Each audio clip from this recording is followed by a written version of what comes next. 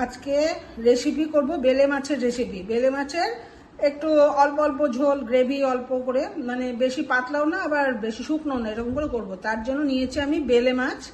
এখানে নিয়েছি নুন, হলুদ, সর্ষে তেলে রান্না করব, পেঁয়াজ, রসুন, টমেটো কুচোনো, আর এখানে আছে লঙ্কা গুঁড়ো, জিরে গুঁড়ো, আর হচ্ছে কাঁচা লঙ্কা আছে, ওই যে পেঁয়াজের সঙ্গে কাঁচা লঙ্কা কাটা চেরা।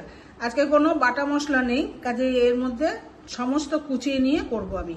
বেলে মাছ খুব নরম মাছ, খুব সাবধানে ভাজতে হবে, ওই জন্য আমি অল্প অল্প করে ভেজে নিচ্ছি। এরকম ভাবে আমি সব মাছগুলোকে ভেজে নেব। আমি ফোড়ন কিছু দিইনি, এর মধ্যে দিয়েছি রসুন, পেঁয়াজ, কাঁচা লঙ্কা আর দিয়েছি টমেটো। এবার এইগুলো একটু কষিয়ে নিয়ে আমি আলুটা দিয়ে দেবো। আলুটা ভাজা ভাজা করে নিয়ে তারপর আমি ঝোল দেবো। আলু এবং পেঁয়াজ, রসুন এগুলো কষা হয়ে গেছে, টমেটো শুধু। এবার দিয়ে দেবো আমি একটু নুন দেব, হলুদ দেব, এবার জিরে গুঁড়ো দেবো আর লঙ্কা গুঁড়োটা দেবো। এবার আমি এটাকে কষিয়ে নিয়ে তারপরে জল দেবো। মশলাটা আমার কষা হয়ে গেছে, এখন আমি দিয়ে দেবো এতে অল্প একটু জল। আলুগুলো সেদ্ধ হওয়ার মতন জল দিলাম আমি। জলটা ফুটে গেছে, মাছগুলো আমি দিয়ে দিয়েছি। এবার মাছগুলো একটুখানি ফুটিয়ে নিয়ে আমি নামিয়ে নেবো। আচ্ছা, আমার মাছের ঝালটা দেখো হয়ে গেছে।